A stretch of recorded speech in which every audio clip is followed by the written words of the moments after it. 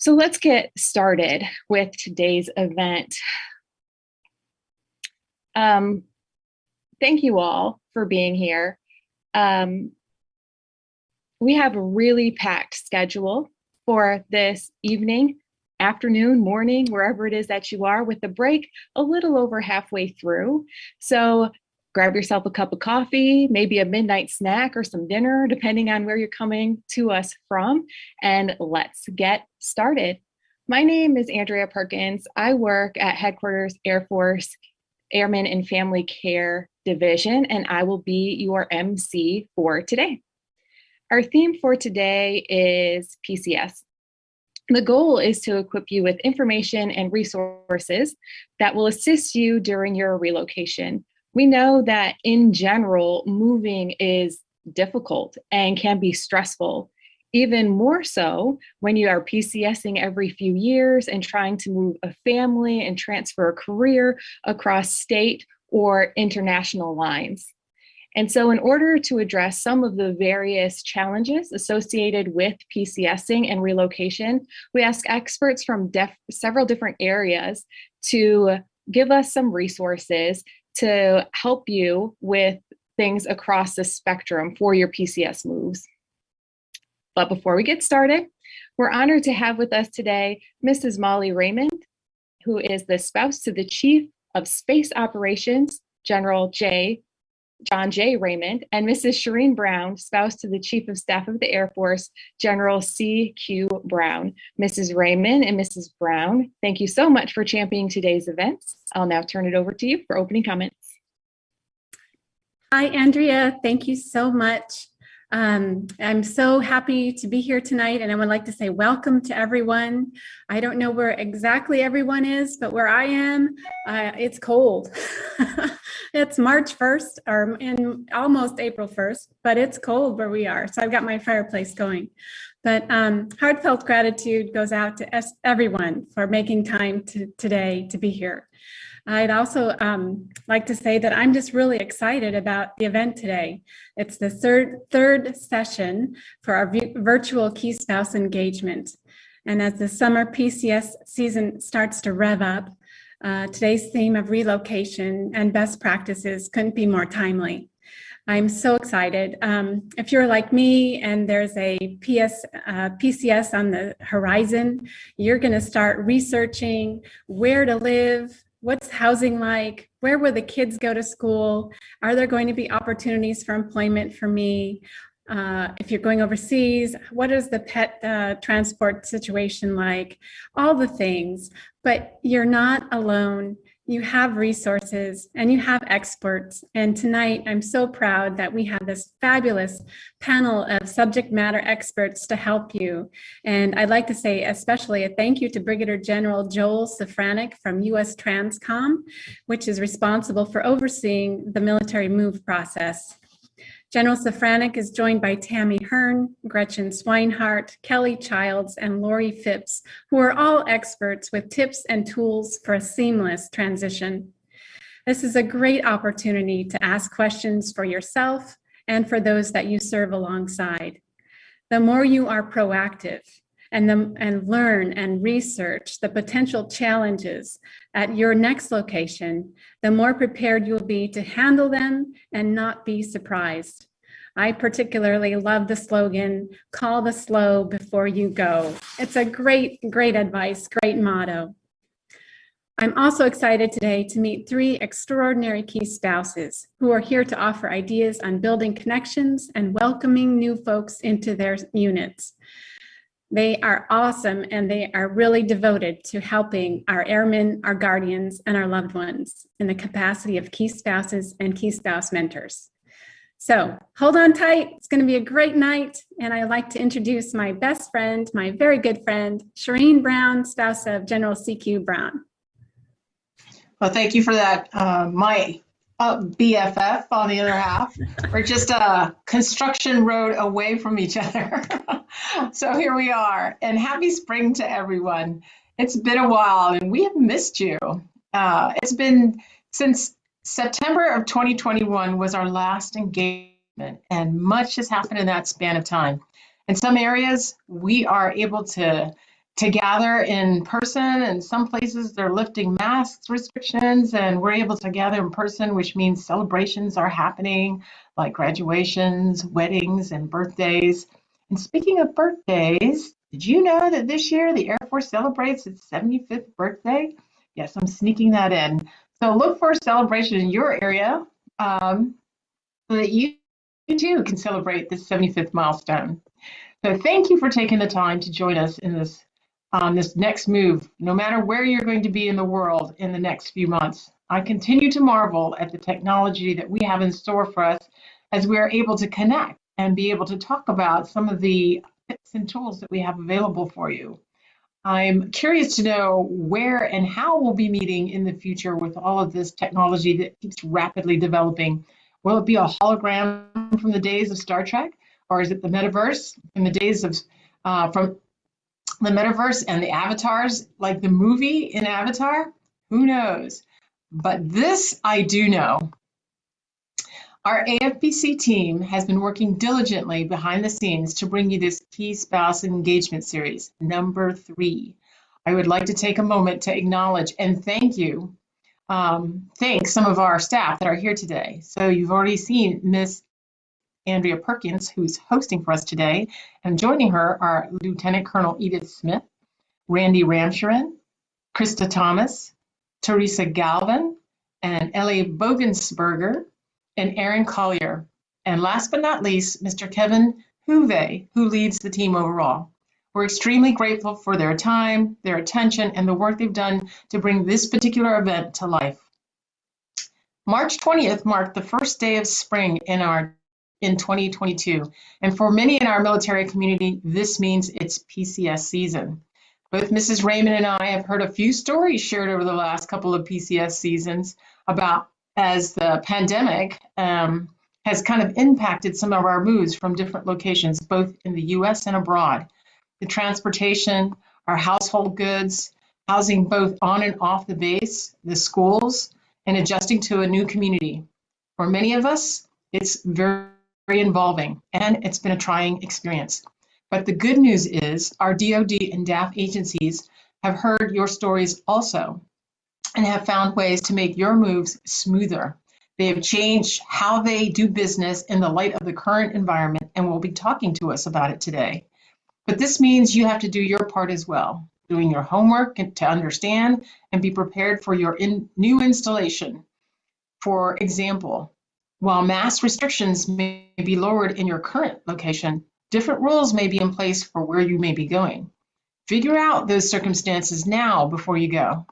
Education for your children and potential new jobs, along with housing, are always a concern for inbound members and families. Our panelists today will have much to share with you about what to consider.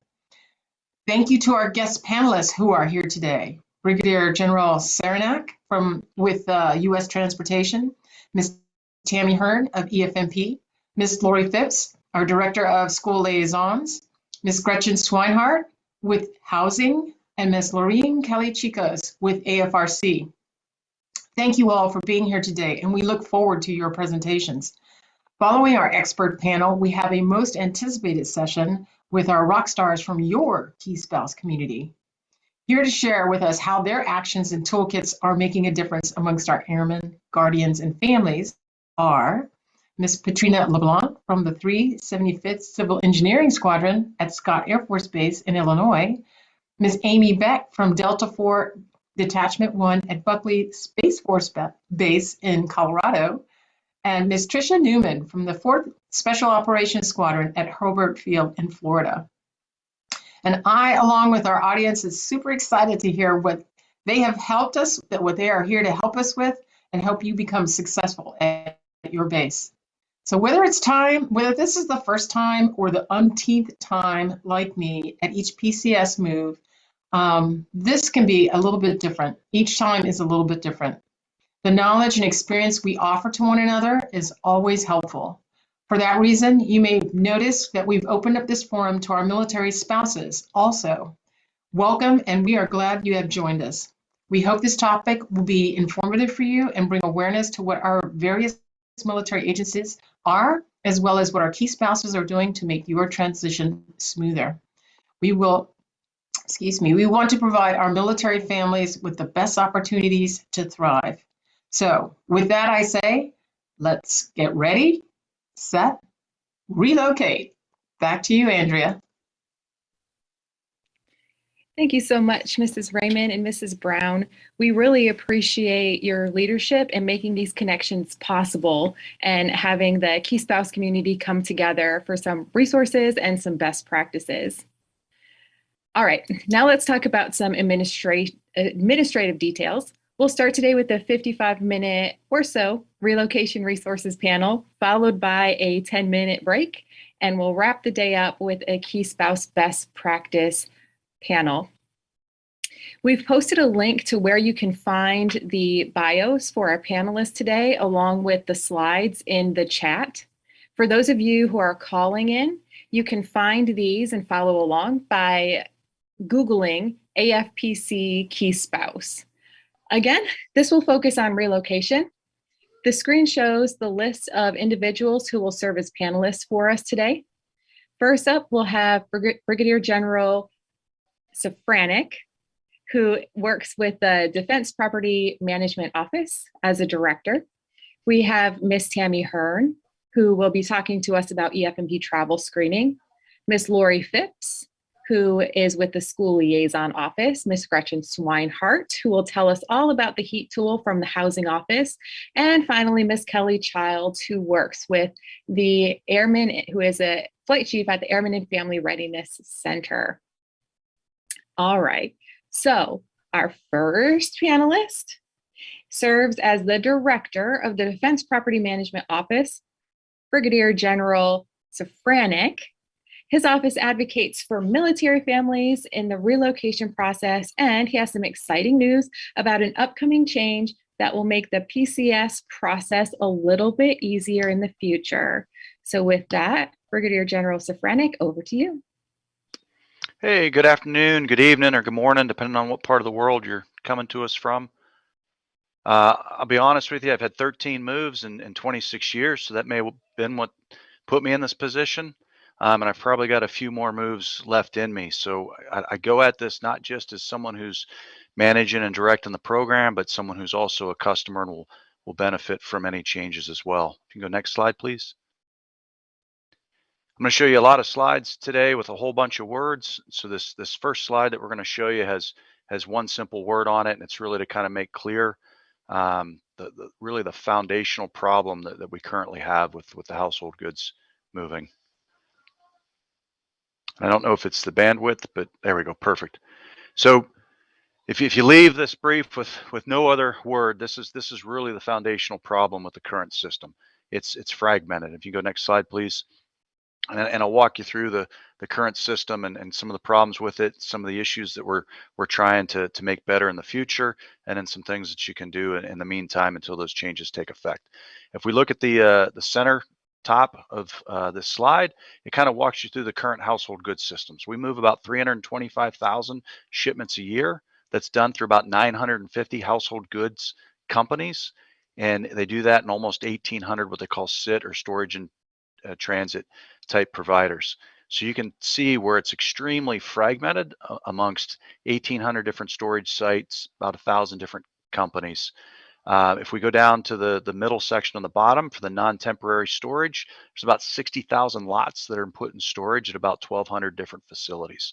And as we went out this last year with the help of the services and inspected those facilities, we got about 91 of them inspected in the last year, and we found out, just to be frank and honest with you, that some of the conditions are worse than expected. We put about 24 of the storage facilities in immediate non-use, and others we worked to correct some various issues. But even, to be honest with you, as much as I might like to necessarily kick industry and say, hey, it's just their problem for being fragmented, if you look at DoD's framework, it's very similar. There's 42 different regional shipping offices that work with 250 installation level processing offices. And anytime you work between the Army, the Navy, the Space Force, the Air Force, different services just do things slightly different. The one gold star that we kind of have in the current, what I call ecosystem, is the privately owned vehicles. We ship just under 70,000 vehicles globally. We store about 8,000 of them, and that's done through a single contractor, a company called International Auto Logistics. And when you look at all the metrics and statistics that we measure, International Auto Logistics has a much higher customer satisfaction rate. It has a much higher rate for on-time deliveries. Everything that we measure, it basically crushes the household goods industry on. So we're using that as a model for what we're going to do is called the Global Household Goods Contract. If you can go next slide, please, which is really our major reform effort. That Global Household Goods Contract, you guys are the #1 reason that we're doing it. It's really to provide the families with the service that they deserve. And it's to get after that fragmented state of what we call the household goods industry. And quite frankly, that fragmented state also makes it difficult for accountability. To a certain extent, it's kind of like playing whack-a-mole at the arcade when you have multiple different parts of industry and multiple different people pointing fingers at each other. But with that one single source contractor, there's nowhere else to point the finger except for themselves. And to be fair to industry, it also allows them with the stability needed to invest and make some of the investments that are needed. And some of those investments that we think we're going to get out of it are modernized tools. You guys are all well experienced with using your phones for things like Uber. You know exactly where the car is, when it's coming, but yet at the same time, you experience this in the same manner that I have. You call up the company, you say, hey, are the drivers coming? Where are they at? Where's my stuff at? You have no idea. With this new GHC, you'll be able to know where your driver's at. You'll have what we call in-transit visibility on where your possessions are at as well through the entire process. At the same time, there's a, as you hear in the news, there's a constant demand for trucking and different things that are needed to make household goods happen. And being able to manage that network better with some of the software out there will allow for more capacity that will allow us to move more things and not have people wait as much. We've written some rules into the contract for things like communication. Right now, you can talk to a TSP or a transportation service provider, usually business hours Monday through Friday, unless it's the summer peak season, then there'll be business hours on Saturdays. With the new contract, it's 24 hours, 7-day-a-week customer service. They have to staff it enough that you shouldn't have to wait any longer than 10 minutes when you're on hold. I've talked about some of those modern tools that'll be mobile friendly. Phones can be used, iPads can be used, things that you don't have to necessarily log into a computer and in order to get the information. It'll be on your fingertips. And then they're writing steps into the contract for a simplified claims process, and they're putting metrics where there's some penalties if the company doesn't close out the claim within a certain time period. That way they don't kind of drag you through the process and just hope that you give up. All right, now that's the good news. The bad news is this contract was just awarded about 3 weeks ago, and some of the opponents to this thing have put it through some litigation and put it into protest. We had hoped to get this thing fully up and running by the summer of 2023, but with the current legal litigation, it will push it back till the summer of 2024 before it'll be in full swing. So what do you guys do in the next couple years? Next slide, please. And this is my best advice for you. Start on the left side of the screen first with the local assistance. You've got that transportation service provider that does have customer service. If for some reason they're not getting you or your airmen, your guardians, the help that they need, then you have that traffic management office. They've got counselors, they got customer service reps, and they have quality assurance inspectors that can come out. But some of the issues don't deal with the move themselves. Some of the issues deal with the claims issue. We'll go to the installation legal office. Some of it deals with how things are paid, and if they're not paid, then go to your finance office. At the same time, sometimes things with moving deal with the orders and getting orders changed. And I would advise you to send folks to the military personnel flight. If none of that works, every single one of you as key spouses should be tied at the hip with your unit's leadership. So whether it's the first sergeant, the squadron commander, or if you're an organization like mine that's a staff, then you'll have a director. By all means, communicate to those folks. They can help you with breaking through some of the bureaucracy. If for some reason the local area doesn't get you the help that you need, there are some broader assistance. We've moved, and I'll talk about this later, to a lot of the relocation sources, whether it's schools, whether it's jobs. It's also moving information that's been moved to Military One Source so that it's on one website for all of what you need. We discussed if you've got claims issues and you're fighting with that transportation service provider, and for some reason they just don't see the way that you see it, then call it what it is and transfer that over to the military claims office. They're going to just look at the facts. And if you can show that something was broken and they're responsible for it, then the military claims office will have the transportation service provider pay. The joint personal property shipment offices and the personal property shipment offices, the Air Force has those regional centers, and Colonel Craig Punches is the Air Force lead, and I've got his phone number as well as his email up there. Now, granted, he's looking at a very large system, so I'd encourage you to go local first, but if that doesn't work, then you have him to help you out and the rest of his staff. The other thing we do at Transcom is we meet with what's called the PP RAP, or the Personal Property Relocation Assistance Panel. We have a spouse that is a member of that panel, Miss Ellie Bogensberger, and she's online today as well, and her email's there as well. She is the Air Force and the Space Force PCS family advocate. And trust me, whether it's a Marine spouse or an Army spouse, they don't necessarily put on any kid gloves when they let us know what's wrong with the program. So my advice is to pass information to her as well, so that she can get that to us on a regular process to fix anything that you guys see. And with that, I'll pause for any questions that you want to put into the Q&A box, or ask me directly, or type up anyplace else. Thank you.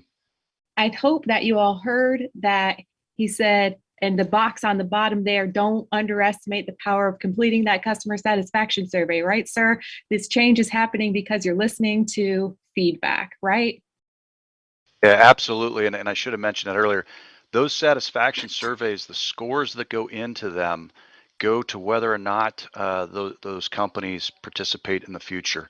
This last year, we eliminated about 5% of those 950 companies. I think there was 57 or 58 that got eliminated from future years based on poor performance scores. Thanks. Thank you so much. All righty, sir. We will move on to our next panelist, Ms. Hearn.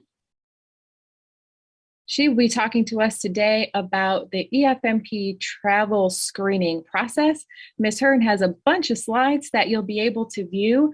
We won't go through all of them today, but you will have them to review after the fact. But this is another great process that is improving the way that you PCS. So Ms. Hearn, over to you. Thank you, Miss Andrea. Yes, absolutely. Lots of information, and I'll certainly do better to stay in my time. I absolutely was the reason we went over this morning. So certainly we'll work to do that. I do have a lot of great info to share. Happy to spend some time with you, and really thank you for joining us today. I'm Tammy Hearn, the EFMP Central Cell Director, and just excited to bring about some of the change that's happening. As our previous briefer spoke about, feedback really does work, right? I think for many years, surveys were overdone and information never seemed to get to where it needed to be. But I will tell you, we are propelling change within EFMP with the feedback that our families are given. Next slide. So what is EFMP? EFMP is the Exceptional Family Member Program, where we ensure that we provide services to our families that have exceptional needs. 33,000 families across the Air Force with over 50,000 family members. EFMP is congressionally mandated, so if you or a family member are receiving those specialized services, then certainly we need to make sure that that is annotated and we ensure that we can meet those specialized needs regardless of where we send you. Certainly access to resources is a big part of EFMP. Certainly an opportunity to connect with other families and entities on base that can help you and your family as you PCS location to location, but as you sustain your family at your current location. Truly congressionally mandated. It's not an opt-in or opt-out type of program, but again, it's the ability for the Air Force to identify families who have these specialized needs, and we ensure that we can support you regardless of where our Air Force asks you and your family to go. We utilize PCS travel screening as one of the enrollment mechanisms into EFMP. So how is EFMP associated with this family member travel screening? Family member travel screening is done for every family who's PCSing, right? So whether you're going overseas, whether you're going CONUS, we're going to do a basic screening to make sure, again, that we know those specialized needs and that those needs can be met. The family member travel screening process has been around for a long time. However, we just revamped the entire process. And again, that was truly because of EFMP transformation. Our families stepped forward to tell us just how laborious and burdensome our family member travel screening process was. Next slide. So what makes what indicators are there that tell us that maybe a family should be an exceptional family member? I will tell you, this is a list of the things that we utilize to assess our families to see if EFMP eligibility is reached. So basically, you know, a lot of folks think of EFMP as special needs, and certainly those special needs are in there, but fail to realize that it's also families who are receiving specialized care, right? Who have those specialized needs, whether it's medical or educational. So you can look through this quick list of questions, and these are the things that we initially ask when an assignment is given. Again, just to know kind of upfront if we are dealing with a situation where we may need to identify someone for EFMP. But again, truly what we are after is whatever services you're getting at your current location, we want to make sure that we can match, or better yet, increase the services at your next location. Next slide. So why was EFMP transformation needed? I will tell you, about 2 years ago, our families were very, very vocal. The Air Force had several entities working EFMP type programs and support. But what our families told us was, yeah, you guys might be working hard, but you're not meeting our needs. And the things you say you're doing for me, they're pretty burdensome and painful. How is this helping me? How is this program helping me and my family? And so before Congress, our families testified. In summits with us, our families let us know where they felt those service gaps were. So we paid attention, and I will tell you, no, it got the attention of many, but certainly the A1, our Human Resources, Lieutenant General Kelly, our leader, that on that side, and then the Surgeon General, right, also certainly got his attention. General Brown, General Raymond, also great advocates of EFMP and ensuring that our families have what they need. But it was this transformation that really brought about us even knowing that the family member travel screening was so administratively burdening our families. We gave you this long list of things to do to out-process, right? Here's your assignment, congratulations. Here's all the things I need you to do. And oh, by the way, here's the timeline I need you to do them by. Can you check the kids out of school? Can you run by the physician's office? Can you get me copies of your medical records? We just gave you this laundry list. And so certainly preparing for PCS was difficult enough, but we just gave you all those extra things to do for family member travel screening and EFMP clearance. That travel screening, we centralized it and we automated it. Truly, your feedback helped us to really make those decisions. We brought all of our entities together into the central cell, and the first big thing we faced was, hey, we've got to fix family member travel screening. Let's make it easier, faster, and better for our families. The automation has gone a long way. Automating it into like a TurboTax style type application where you're able to answer a series of questions to give us the information we need. We build that form on the backside so you never have to fill out your name and social 42 times across 7 forms and sign in the exact block, or return it for, you know, I need you to sign in the right block. All of those days are over. So the MyVector platform is where that happens. And the other cool thing is families get to fill this out together. So there's no more, you have to have a CAC and the spouse has to be on base on his or her computer. We use 2-factor authentication to let our families do this as a unit and get it done. So certainly some really good things on the front end. Certainly where we're having issues now is on the back end and getting those decisions quickly back to our families. I'll address that in just a second. The other great thing was we put a website out there, our DAF Family Vector. Hopefully you've had an opportunity to see that, but if not, please visit DAF Family Vector and you'll get to see a one-stop shop resources for all of our family member travel screening program, and all of our EFMP resources. EFMP has long, of course, supported all medical and educational needs, but certainly within the Department of Defense, most of the branches of services really were focused on the medical side.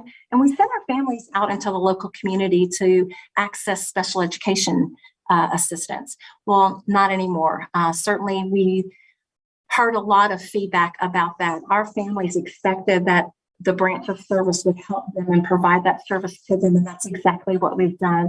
Over the last year, we added a special education attorney and special education teacher to the EFMP Central Cell right here at the Personnel Center. And those two skilled professionals have worked to build this program from the ground up, training our base legal assistance officers. Certainly, families needing assistance with special education can visit their legal office. And should that attorney need some help, Ms. Aka, our special education attorney here in the cell, will help in that case. I will tell you, we've helped 90 families since September of last year. We got things rolling right after school came about. So we feel like this fall is when we're really going to see our families able to utilize this new service within the Air Force. Next slide. So just to kind of wrap up all the great things that centralized process did for us on the front end and how it really helped our families. No more upfront appointments. Now, if you haven't had a physical in the last 2 years, we may ask you to do that because, again, any gaining base is going to want to see that overall health. And for many of us during COVID, right, we didn't go to see our physician on a regular basis, right?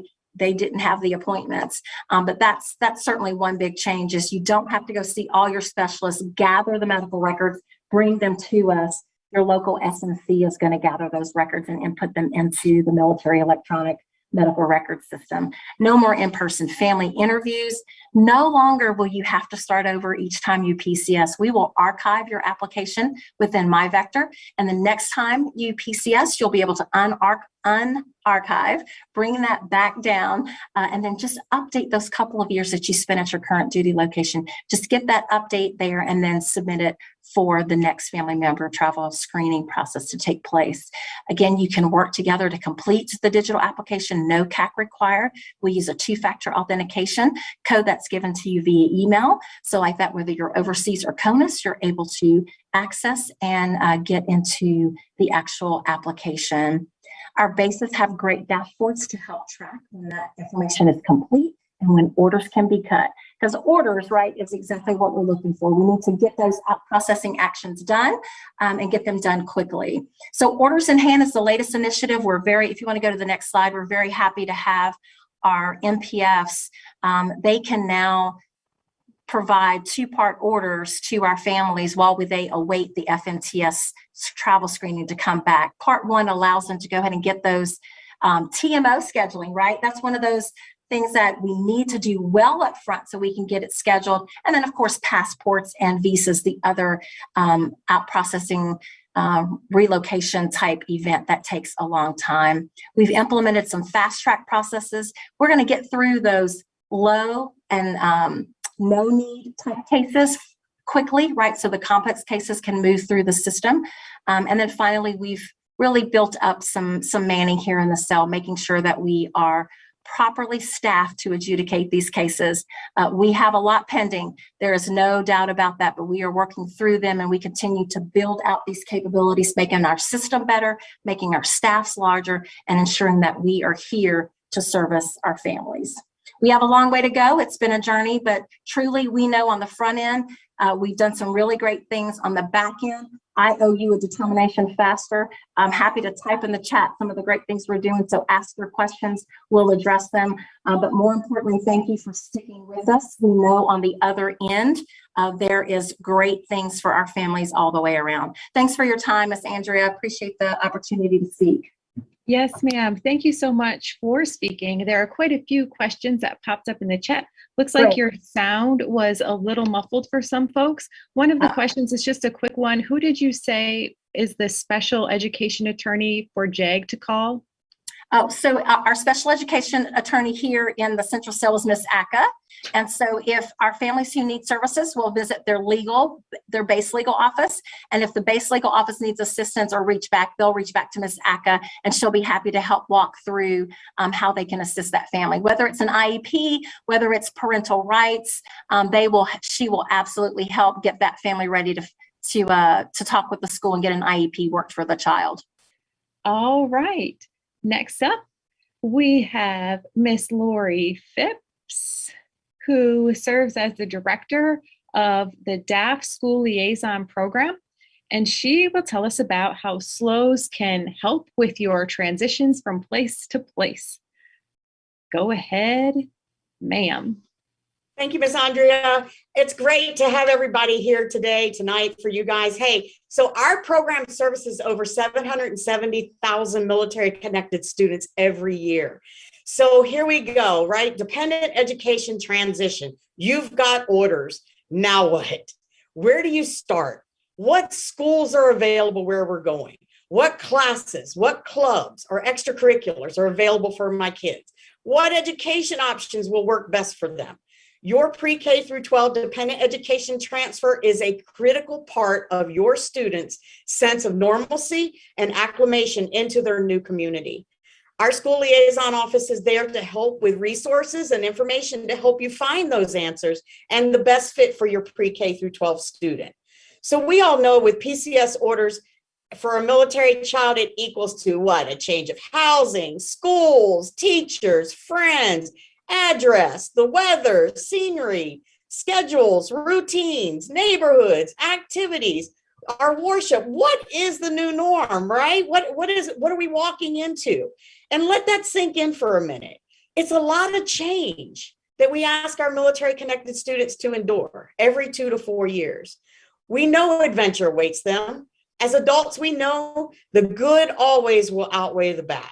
We have the advantage of that perspective. But for a young tween or a newly minted 6-year-old or the high school junior, perspective is such an elusive concept. So let's look at our 13 PCS tools and tips geared toward your relocation that can help you provide your student with a smooth takeoff and a soft landing. So first up, start as soon as orders drop. Research, research, research. You know your student. Once you know where you're headed, reach out to your gaining school liaison and start the process. Education is different from state to state and country to country. So shop for your school like you shop for a car. Take tours, ask questions, and again, research, research, research. Leave no stone unturned. Identify what are your must-haves. All schools are not created equal. Ask your student what a deal breaker is. What do they want in a school? What do you expect from the school as a parent? What services, sports, activities does your student have to have? A school liaison can't recommend one school over the other, but if you provide the must-haves, they can help you limit your search and help set some realistic expectations. Find the best fit for your student. Focus on your child's needs. Do they need more structure, less structure? A large school, small school? Challenging academics? Do they need English as a second language program? Do they have special education requirements? What is your child's learning style? Is the location of the school important? Is it within walking distance? Is there available after school care? Does the youth programs pick up? What is the curriculum like? Is there a strong core program? Is there a theme to the school, such as STEM? Do they have an advanced placement, an international baccalaureate, or a gifted program? How does the school approach learning? What does the school report card look like? Every state Department of Education website is required to post information, and it's best to use those to compare schools since education is different across state lines. Does the school have a strong academic performance? Does the school teach citizenship and character? What is their behavior policy? Always consider safety, special offerings, facilities, and services. Is there an admission deadline? Is there an application process and deadline? All of those things your school liaison should be able to talk to you about before you ever leave your current duty station. Then there's also the Purple Star School New Initiative. It's a new state initiative that provides schools recognition for being military friendly. Each state chooses its requirements for obtaining the Purple Star school status, but parents should not use this as a deciding factor for your school choice. Look for the culture in the school. Do they have a relationship with the school liaison and the base community? What does their school-based transition programming look like? How do they really support military-connected students? Although hosting a Veterans Day ceremony is important, that doesn't necessarily define the culture of the school. Always inquire about state laws and local policies. Awareness of federal and state education laws and local policies can help parents advocate for educational excellence for not only your student, but every student. Is there an accelerated withdrawal date available? What is the number of required of instructional days? How many days can my student miss during our transfer? All of these are very valid questions and concerns, but your school liaison, again, will have the answers for you. What does the education learning model look like? When did the gaining school start? Is it a hybrid model? Do they operate on an A-B schedule or a regular schedule? Do they have the ability to pivot to online learning? All of these things will play an important role when you walk in to register your student and where they will be placed. Get to know what the Interstate Compact for Education of Military Children is. You often hear it referred to as MIC-3. This was created to mitigate the impact that changing schools have on our families. There are 4 main articles for the compact: educational records and enrollment, placement and attendance, eligibility, and graduation. There is a process in place for families to seek assistance if a school is not following the compact. The local school liaison is always the starting point. The compact is the minimum a school can do, and often relationships drive the school to extend well beyond the basic compliance. Not all functions will fall into the compact, but again, that relationship will help guide a potential solution for your families. If you homeschool, know your homeschool laws and the opportunities that differ, because they differ from state to state as well. It's important to know if your new duty location requires you to register, what the state required curriculum is. Are there homeschool groups or co-ops available? There are 3 basic categories for homeschooling laws, such as home education laws, private school laws, and equivalency laws. What does this look like in your gaining state? Are your homeschool students allowed to participate in activities and classes in the public school system? What testing is mandated for the public school to do for you? Did you know that JROTC is mandated by the NDAA? So again, work with your local school liaison for very specific information toward your new next duty station. Some of the common transition issues and national trends that we're following. Did you know that school liaisons are responsible for tracking and analyzing trends for installation commanders? This drives command teams' engagement in the local community to help drive change in K-12 education. Current trends being tracked are the military student identifier not being fully enacted within the state, advanced placement courses, middle school credits not being accepted for high school credit, dual credit transfers, early college high school transfer reciprocity, pre-kindergarten eligibility and availability, school choice or attendance policies, magnet school lottery deadlines, state immunization guidelines, housing shortages within good school districts, and food insecurities. School-based transition and social emotional support programs are one of the main priorities of a school liaison. They help offer peer-to-peer transition programs, transition centers, and school-based programming that are designed to help make the landing a little smoother. You may know some of these programs by the name of ambassadors, transition centers, student to student, and Anchored for Life, and also the School Embedded Military Family Life Counseling, or MFLAC program. Department of the Air Force is investing in these programs in schools worldwide as a support system for our students. Make sure you're maintaining your connection with not only your gaining school liaison, but your losing school liaison. making sure that it will help you and the new school quickly navigate any challenges. We had a school liaison who was working on a humanitarian assignment 2 years ago that allowed the student to take the end of course exams proctored at her new school. Case closed, right? No, the student PCS'd again, and their new school wasn't going to accept the credit for the proctored exams. The parent contacted the school liaison, and together they worked it again to ensure that she would graduate on time, and the school accepted those credits. So you never know. Make sure you stay on top of it and remember who your school liaisons are. Then let's talk about youth sponsorship. It is critical that incoming youth to any installation has access to positive peer groups and pro-social activities. Our youth need to get connected to their community and have opportunities to bond with positive peers and adults even before arriving at an installation. This opportunity is provided through school-based sponsored programs such as the ones I mentioned before, or an installation youth sponsorship program through youth programs. Your school liaison can also help connect you with that.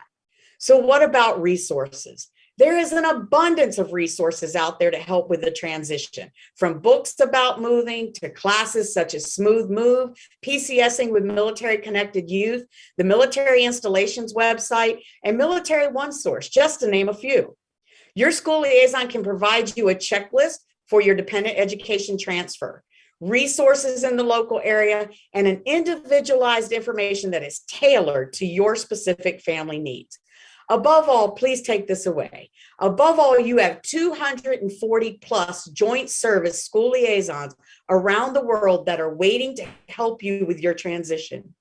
More than just transition, they are your resource for all pre-K through 12 education needs. No matter where you end up, there's a school liaison that will assist you regardless of the branch of service. By scanning that QR code on the slide, you will have access to the school liaisons around the world. If you look at the back of your orders, you will find my name and contact information. That's how serious we are about providing the support to you and your families. If you're having issues or concerns that you need to talk to someone and you cannot reach your local school liaison, please do not hesitate to utilize my contact information. I can connect you with my joint service partners if needed to ensure that we address your concerns. We're currently looking for success stories regarding MIC3 and our school liaisons. So if you want to share your story to help others, please reach out for more information. And we also hope that you join us as we get ready to turn the world purple in April for Month of the Military Child. Reach out to your local school liaison to find out what is happening in your community. Connect with us on social media. Facebook, it's DAF School Liaison Program. Twitter is at DAF SLP to stay up to date. And most importantly, before you go, contact your SLO. Back to you, Andrea. Thank you so much, Ms. Phipps. That is a great tagline to leave everyone with and remember. So we appreciate that. There are quite a few questions that have been popping up in the chat. So please remember as attendees to put questions in the Q&A box rather than the chat so we don't lose them and we can make sure that we answer everything that you are asking of us. So thank you, Ms. Phipps. You crammed a whole lot of information for us to think about in just a little bit of time. We appreciate that. Please do use that QR code on the screen to find out more. And we will move on to our next briefer. Ms. Gretchen Swinehart is the Chief of Air Force Housing Management. Today, she'll show us how to use a very helpful tool when PCSing called HEAT. Over to you, Ms. Swinehart. Hello, everyone. Thank you so much for letting me participate in this panel. I'm really excited about it. So I'm going to give you a quick rundown on the Housing Early Assistance Tool. We call it HEAT for short. So basically, the first thing you're going to want to do is go to the Air Force Housing website, which is right there on that slide. So housing.af.mil. There's a lot of great information there just in itself. There's links to the bases that you can click on and get more information. But the HEAT information is also on this page. So you'll see the little HEAT logo, and to enter the HEAT site, you just want to click on that. and then it will take us into the entry page. So this is a standard entry page with the consent notices. You just need to read those and click accept, and it will then take you into the welcome page. So this welcome page here on the left-hand side has a top menu. You'll see that will follow you through into the next step as well. The types of housing are defined there in the first little tab. So if you need to get a definition or an idea of what kinds of housing are available and what those entail, you can click that. And then there's a learn more link that has a couple of links for the Navy and the Air Force that you can get some more information on. But if you're ready to get started, it's pretty simple. First off, you're just going to click your current branch of service and your current duty location. Now, one note, they have not updated the system yet to reflect Space Force. So unfortunately, right now, it's still going to say Air Force. The bases are all there. It's just they say Air Force Base versus Space Force Base, but they are working to change that. So you're going to put your current, and then you're also going to select your projected branch of service and duty location. And then you're going to click continue, the little blue button there. So this is going to take you into kind of the meat of your request. It depends what base you picked, what options you will see here on the types of information you can request. For example, if you go overseas, primarily that's all government housing, so it's going to be MHO managed housing, so there would be an option to ask for information on that. This particular example I put together is for a CONUS base, so a stateside base, so it's privatized primarily. So if you're interested in privatized housing, you're going to choose option 1 or 2. 1, if you have your orders in hand. 2, if you do not yet have them, but you do want to live on base. Option 3, if you're interested in living in the local community at your next location, you're going to click that one and you're going to choose, hey, do I just want to stay there while I'm waiting for a base house to open up, or because I just want to live off base full time. And then the last one, option 4, is if you just want some general information or a little info sheet, but you don't want the MHO to contact you, you can specify that there as well. And then you're just going to click continue. So, and this is where you're going to consent to share your information with the Military Housing Office. And in the case of people who are opting to apply for privatized housing, you're agreeing to share that information with the privatized project owner so they can get you on the wait list. You're going to fill out the sponsor's last name, the military member's last name, and the DOD ID number, which is on the back of the ID card.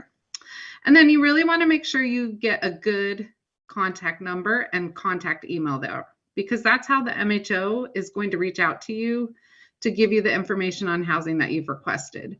So you want to make sure you know it's a phone you'll answer during the day type of thing. And then you put your little squirrely letters and numbers in there to prove you're not a robot, and click agree. And then it will give you a confirmation. So it's confirming that you submitted your request and it's sent off through the IT world and send it to the Military Housing Office. It's going to give you a confirmation number, and it's going to give you all the contact information and the location for the Military Housing Office at your projected duty location. So if you don't want to wait for them to respond, you could just go ahead and reach out to them. That's fine. That's what they're there for. If you do get an error message, which is possible, it's often because the DOD ID number was input incorrectly. So you can just give it a try again. But it also could be that the system's having trouble communicating with DEERS. So if that happens, an error message will pop up, and just encourage you to reach out to your Military Housing Office at your current duty location, and they can get you the contact information for the Military Housing Office at your next duty location.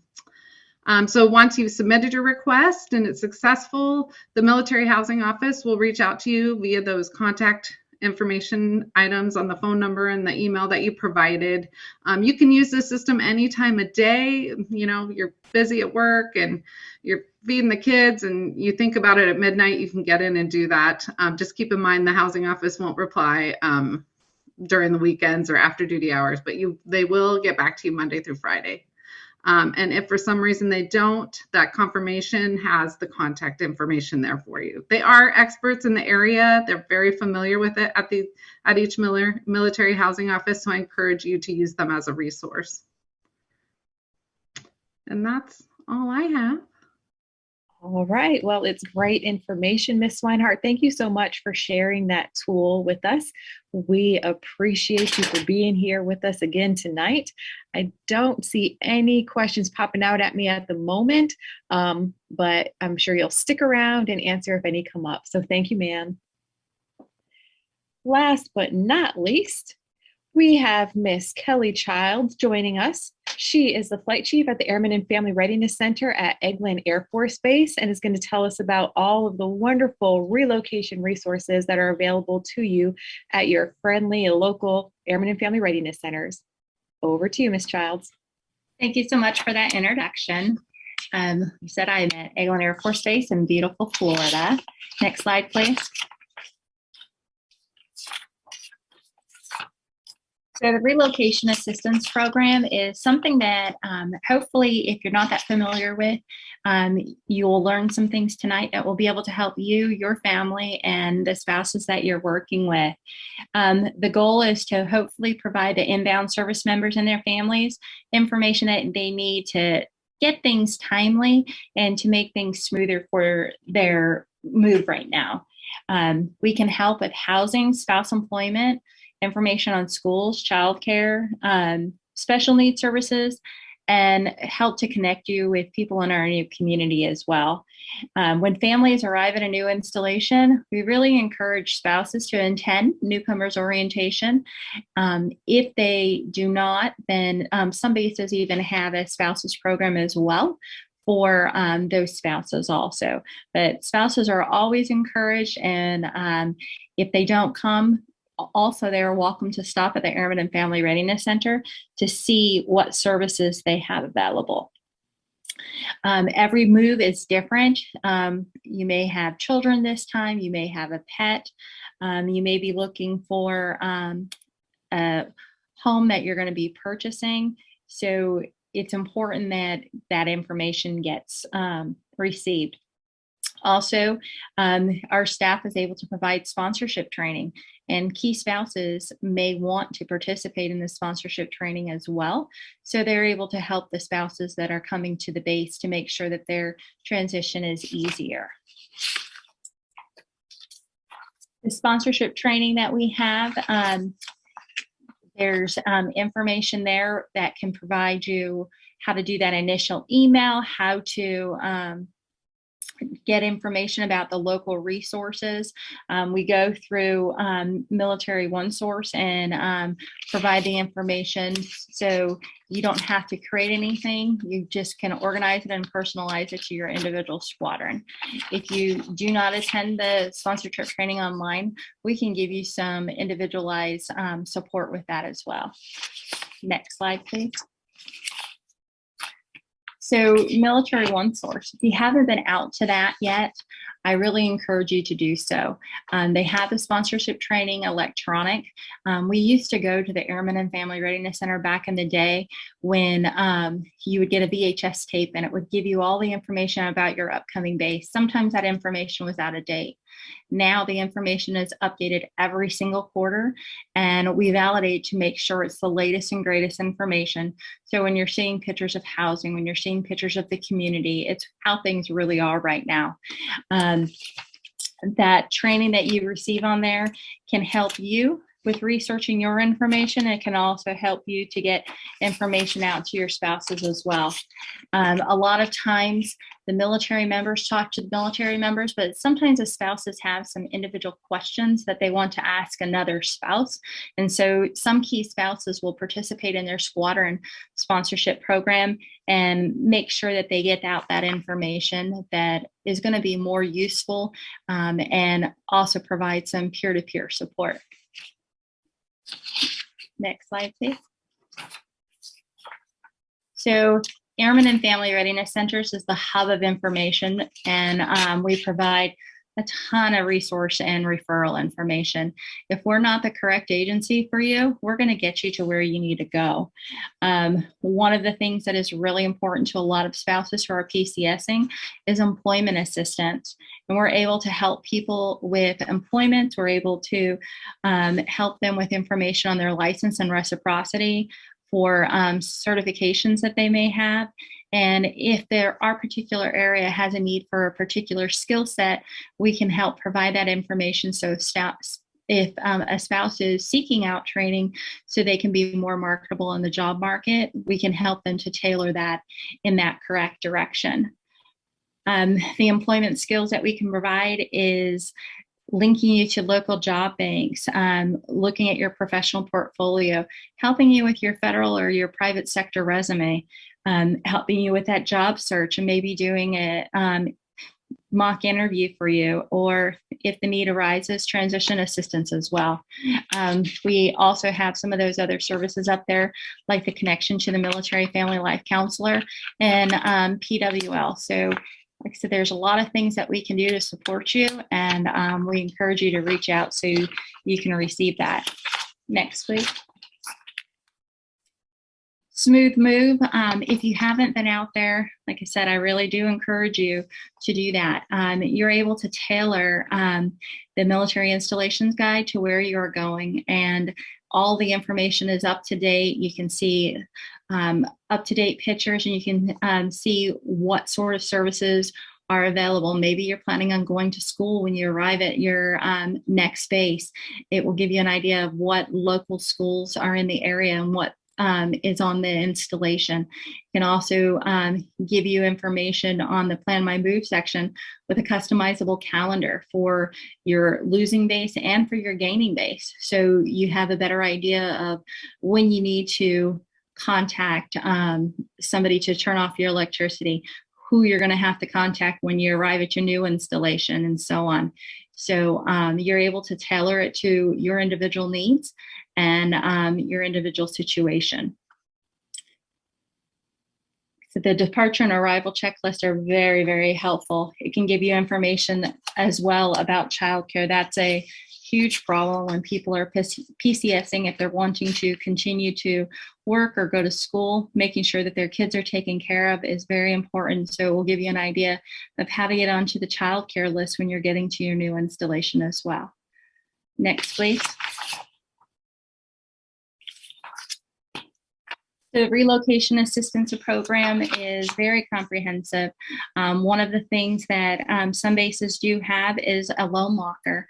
With the loan locker, you may be able to check out some household goods, so you're not going to have to purchase it while you're waiting for your packers to come. So maybe some pots and pans or an air mattress to make sure that you and your family aren't having to spend extra funds out of your own pocket. We can help with those personal work-life stressors. Whenever somebody is moving, it is very stressful, and different things may come up with the work life or even the home life. And so our team can make sure that you have the resources you need or connect you to somebody who is going to be able to help you.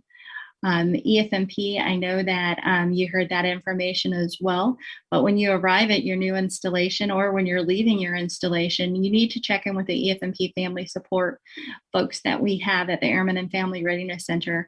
They'll be able to make sure that they can answer your questions and do a warm handover to the new installation to make sure that you're getting the information that you need.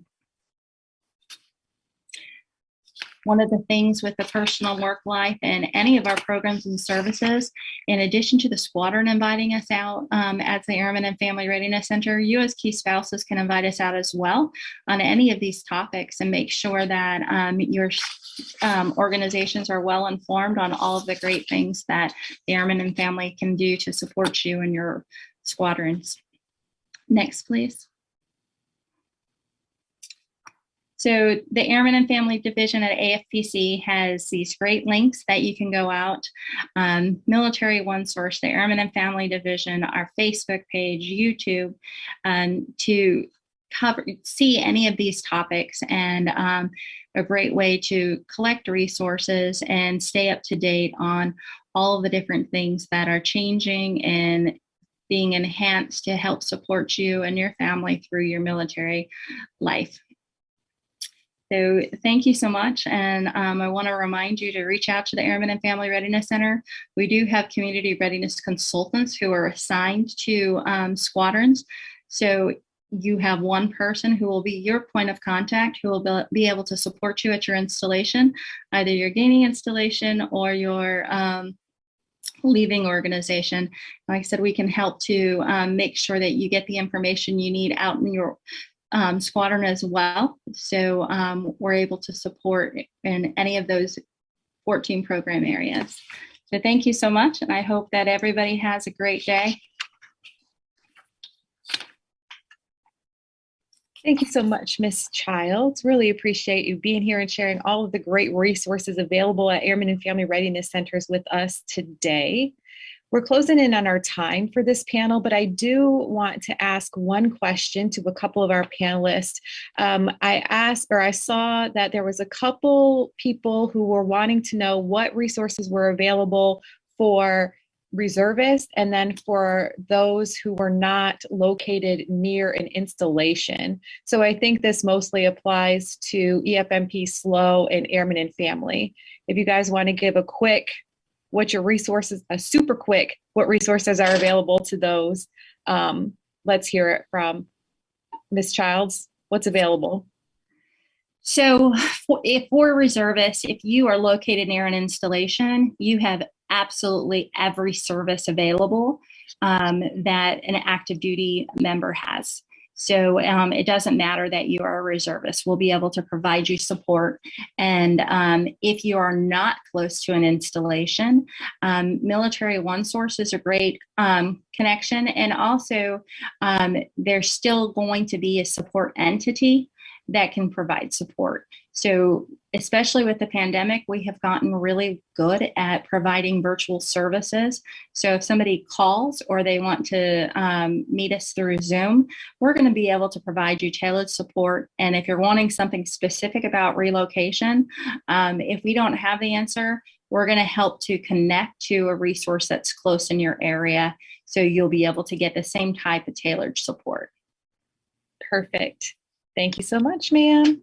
And thank you to all of our panelists. We really appreciate what it is that you're doing every day to make life a little bit easier for military families as they relocate in PCS so that they can still be mission ready and resilient. So thank you for all the work that you're doing and for being with us here tonight to share those wonderful resources. We appreciate it.